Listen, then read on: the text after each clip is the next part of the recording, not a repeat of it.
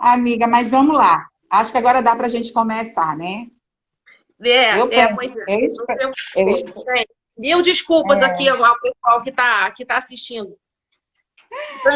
Mas faz Mas vamos, parte. Então, vamos lá. tá, Então, vamos começar aqui de novo, tá? Para quem tá. não viu aqui o iniciozinho da nossa conversa, eu convidei Solange hoje. Quero agradecer a todo mundo que está aqui assistindo a gente. Convidei Solange Oliveira, que é pedagoga, neuropsicopedagoga, professora especialista em atendimento educacional especializado. A Solange tem 16 anos de experiência, né, nessa área. Ela atende atualmente em Manaus e ela tem uma história muito bacana de... Eu quero mostrar para vocês como tem gente bacana na rede pública. Tem muita gente legal, muitos bons profissionais na rede privada, mas na rede pública, parabéns para Solange. Muita gente legal. É uma Obrigada. pérola, hoje é uma pérola na rede pública. Então, por isso que eu convidei ela aqui para ela contar a história dela. Então, Solange, conta pra gente, vamos lá do início, como que você iniciou, qual foi a sua formação, como que você entrou nesse mundo de fazer o trabalho de inclusão. Sim. Antes de qualquer coisa, muito obrigada, Letícia, pelo convite, pela oportunidade de estar aqui hoje. Eu estava falando no vídeo anterior, né, que nós estamos próximos ao dia 2 de abril, Dia Mundial de Conscientização do Autismo. Então, aqui, autismo, respeito para todo o espectro. Então, nós temos a obrigação, né, de celebrar esse momento falando de questões que são muito importantes para as famílias e para as crianças com TEA, que é a educação, Uhum. né? E muito obrigada pelo convite e Eu que obrigada a agradeço. todos e a todos que, né, nos prestigiarem com a sua audiência nesse momento. Eu que agradeço. Ó, vamos lá. Tá. Então, Letícia, eu já era pedagoga e professora da rede municipal de ensino. Só que eu era contratada, eu não era efetiva, eu não era concursada. Então, em 2005, eu fui aprovada num concurso, fui chamada para atuar, né? Assim, fui chamada para assumir o meu cargo de pedagoga. E aí, a única, assim, eu deixei para ir muito no final mesmo, porque havia uma, assim, a rede municipal de ensino ela é muito grande, né? Eram mais de 400 escolas. Aí eu disse, meu Deus, qual é o critério que eu vou usar para chegar, para escolher uma escola? Aí eu entreguei na mão de Deus. Eu disse, meu Deus, me mostre para onde tu queres que eu vá, né? E aí, quando eu cheguei na secretaria, uma das únicas opções que tinham para mim eram escolas muito longe, assim, em zonas muito distantes, e para mim seria muito complicado, né? Mas, assim, a escola que havia na minha zona, que estava precisando de pedagoga, era uma escola especial. Só que, para mim atuar nessa escola especial, tinha uma vaga para pedagoga. Eu precisava passar pela gerência de educação especial para passar por uma entrevista, uma avaliação psicológica, para ver se eu tinha perfil para trabalhar na educação especial. Quando eu cheguei na gerência de educação especial para me apresentar como uma pedagoga, né, para aquela vaga que havia na escola especial, eu passei por todo esse processo de avaliação, acho que eu fiz uma redação na época, e aí fui conversar com a gerente na época, que era a professora Reni Formiga. E nessa entrevista, a professora Reni Formiga, ela se interessou por mim, pelo meu currículo, e perguntou se eu gostaria de trabalhar na educação especial. E aí eu disse sim, e ela me perguntou por que você quer trabalhar na educação especial. E eu disse para ela assim que eu não tinha nenhuma experiência prévia, não conhecia nada de educação especial, mas que dentro de mim alguma coisa me pedia para dizer sim e ficar na educação especial e abraçar esse desafio. E aí eu abracei o desafio de atuar numa área que eu realmente desconhecia, que eu não tinha uma experiência, até porque a inclusão mesmo começou a partir de 2005 aqui em Manaus, assim, mais intensamente. Antes disso, o lugar das nossas crianças com deficiência estava restrito à classe especial e escola especial.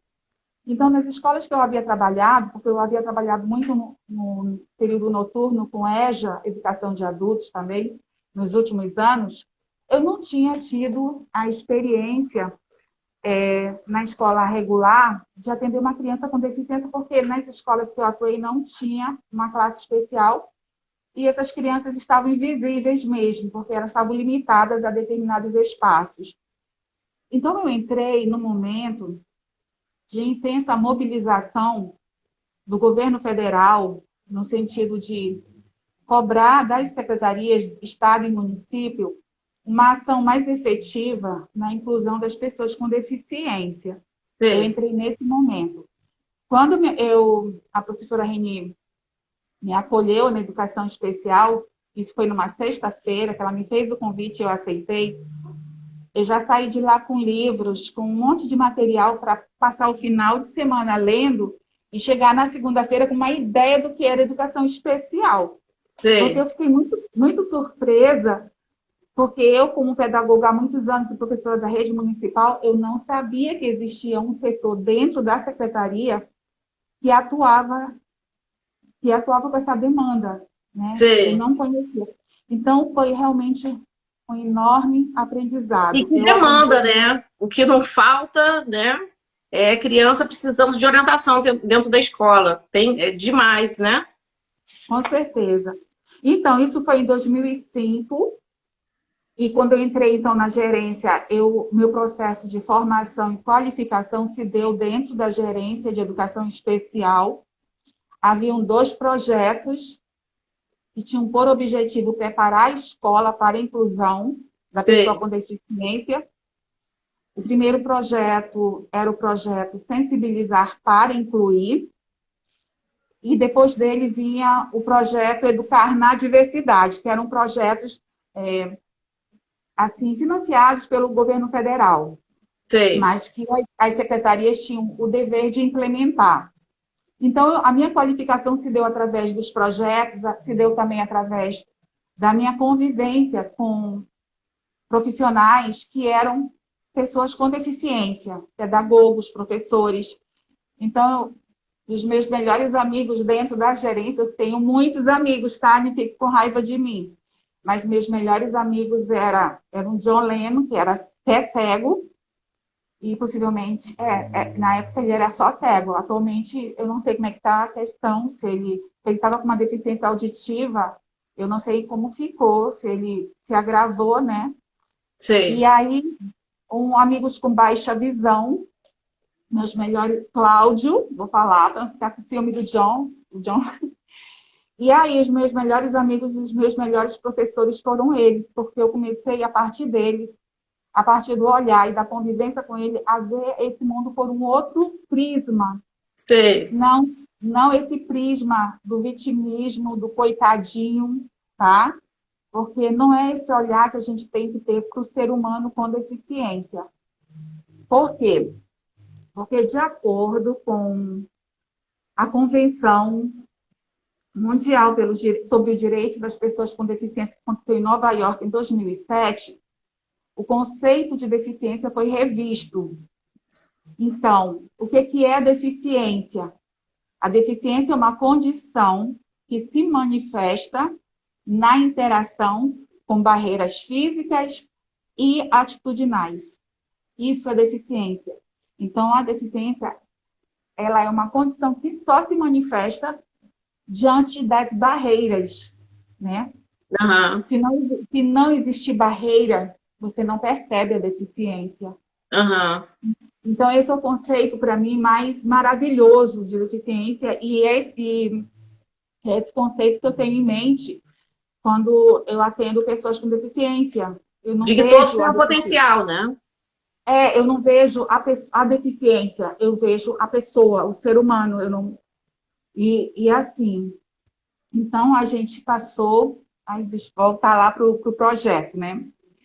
Então, depois de passar por esse processo de ter essa qualificação, indo com os colegas da equipe da gerência às escolas, e esses projetos, Letícia, tem uma particularidade. A gente não era uma coisa imposta, você vai ter que receber.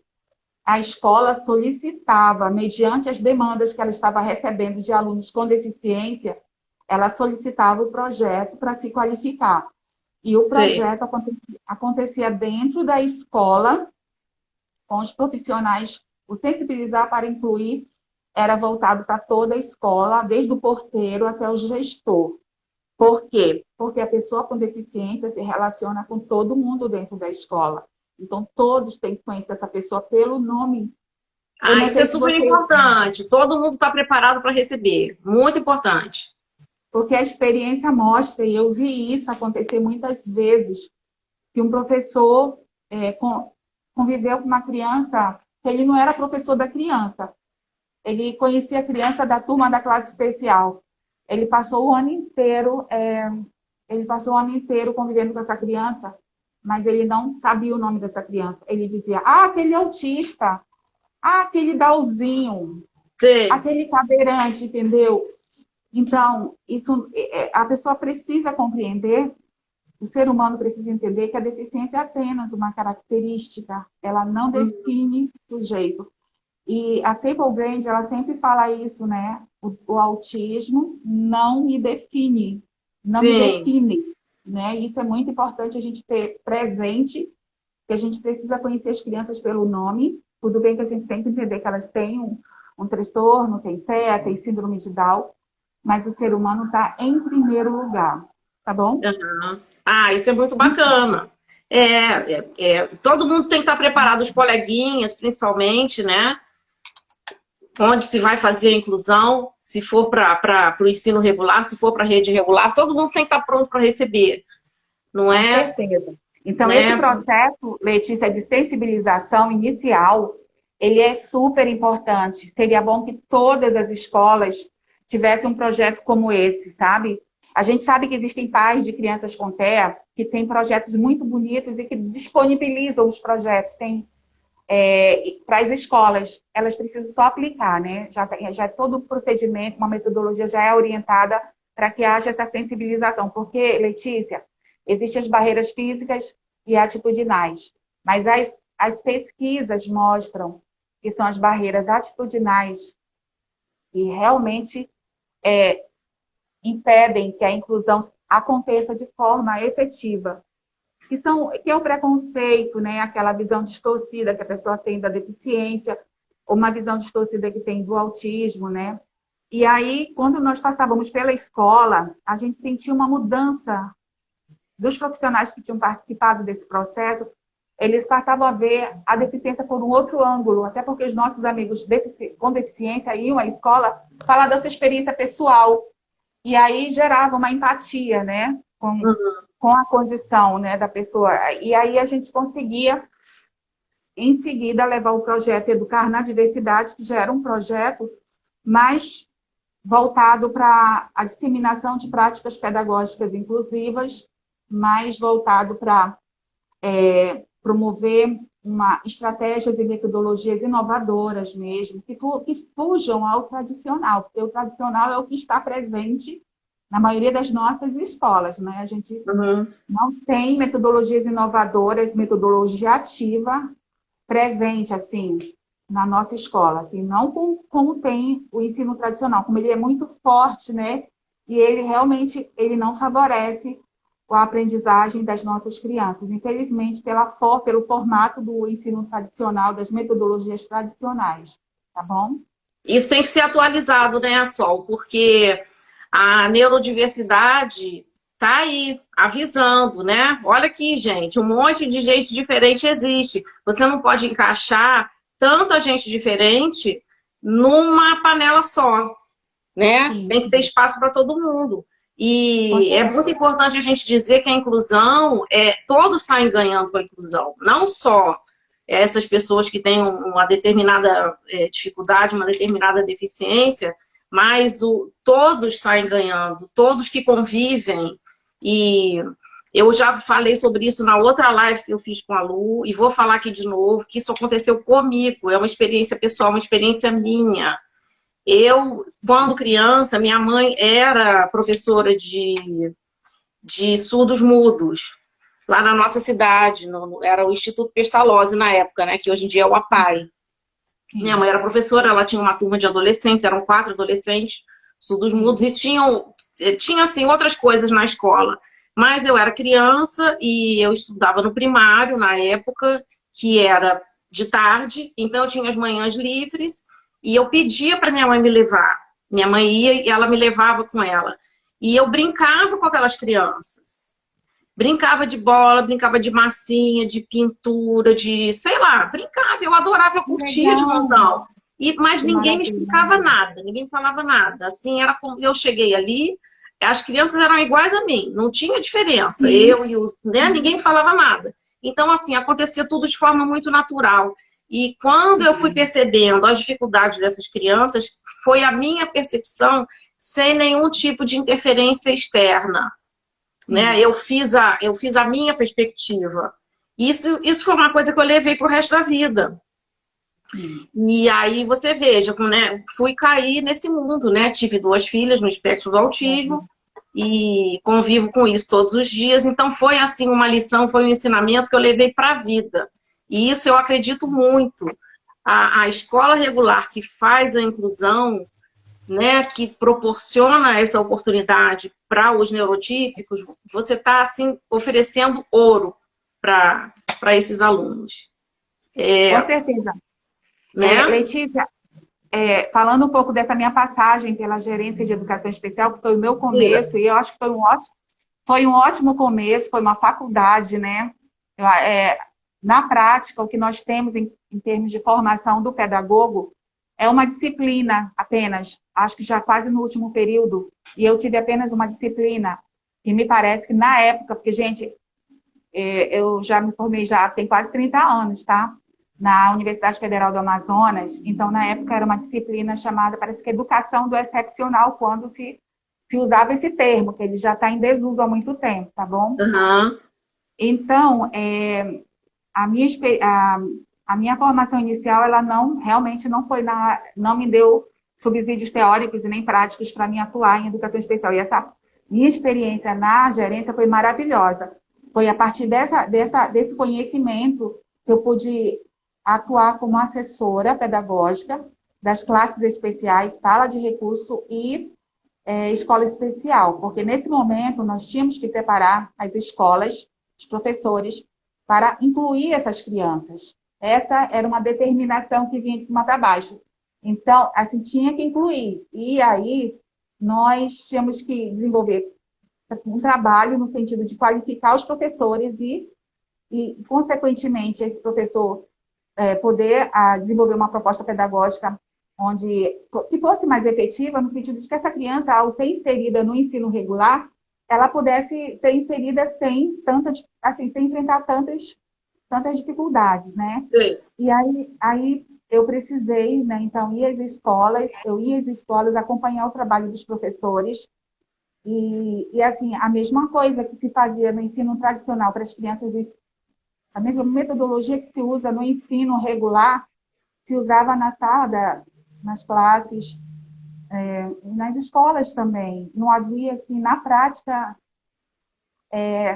assim, não haviam práticas pedagógicas muito efetivas, né? Sei. E aí, eu, baseada em todo esse conhecimento, já através dos projetos, eu elaborei um projeto de intervenção com o objetivo de, assim, contaminar o professor com novas ideias, arejar a mente e usar uma metodologia que pudesse ser mais efetiva.